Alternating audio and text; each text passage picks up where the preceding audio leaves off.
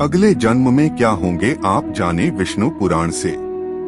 विष्णु पुराण कथा में राजा जटभरत की कहानी का जिक्र किया गया है। इनकी कहानी के माध्यम से मनुष्यों को यह बताया गया है कि कैसे एक इंसान पशु योनि को प्राप्त कर लेता है। आइए जानते हैं विष्णु पुराण में जटभरत की कथा से कैसे मिलता मनुष्य को अगला जन्म।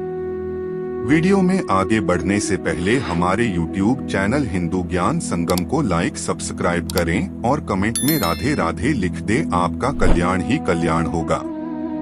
विष्णु पुराण मृत्यु को आत्मा के सफर का एक पड़ाव मात्र माना गया है, क्योंकि अंत तो शरीर का होता है, आत्मा का नहीं।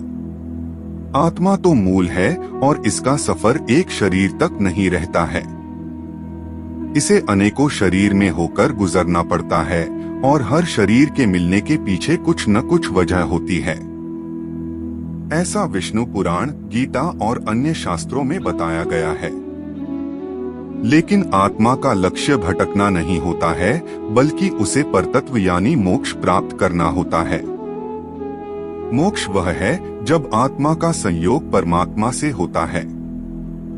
परमात्मा को प्राप्त करने के लिए ही आत्मा विभिन्न शरीर को प्राप्त करता है, लेकिन एकमात्र कामना के चक्र में फंसकर आत्मा को बार बार विभिन्न योनियों में जाना पड़ता है। जटभरत की कथा है कि वह एक महान संत राजा थे। प्रजा का पालन भी वह धर्मपरायण होकर करते थे। लेकिन एक दिन हुआ ऐसा कि जब वह स्नान कर रहे थे, तभी एक हिरणी सिंह के भय से भागते हुए नदी में कूद गई, लेकिन वह नदी को पार नहीं कर पाई। हिरणी गर्भवती थी और जल में ही उसे प्रसव हो गया। उसने एक हिरणी को जन्म दिया और वहीं मृत्यु को प्राप्त हो गई।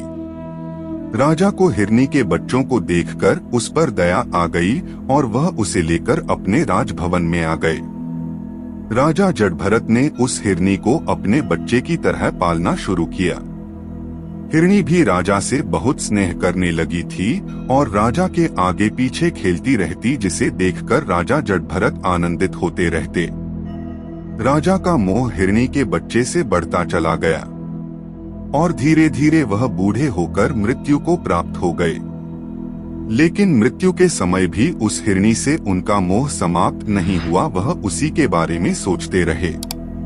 परिणाम यह हुआ कि उन्हें मनुष्य योनि से एक पशु योनि में जाना पड़ा और वह स्वयं उस हिरणी की गर्भ में आ गए और हिरण के रूप में उनका अगला जन्म हुआ। इस तरह इस कथा में बताया गया है कि मनुष्य मृत्यु के समय जिस भाव से भावित रहता है, उसी भाव से उसे अगला जन्म प्राप्त होता है। गीता में भी कहा गया है कि मृत्यु काल में भगवान में जिनका मन लगा रहता है, वही मोक्ष को पाता है। लेकिन यह बहुत ही कठिन है, क्योंकि जीवन भर जिस भाव से मनुष्य भावित रहता है, वही भाव मृत्यु के समय उसके मन पर हावी रहता है। आपने देखा भी होगा कि घर में किसी की मृत्यु हो जाने के बाद अगर कुछ वर्षों में किसी बच्चे का जन्म होता है, तो लोग कहते हैं कि घर के वही सदस्य लौटकर आपके घर में बच्चे के रूप में आए हैं। दरअसल यह उस व्यक्ति के अपने परिवार के प्रति मोह और कामना को दर्शाता है, क्योंकि मनुष्य अपनी कामनाओं और परिवार के मोह से जल्दी निकल नहीं पाता है। गरुड़ पुराण में कर्मों की प्रधानता बताई गई है, जिसके अनुसार मनुष्य जैसा कर्म करता है, उसी के अनुसार उसे अगला जन्म मिलता है। इसलिए कर्म और कामना। आज के लिए बस इतना ही, मिलते हैं न्यू वीडियो पर। जय हिंद, जय भारत।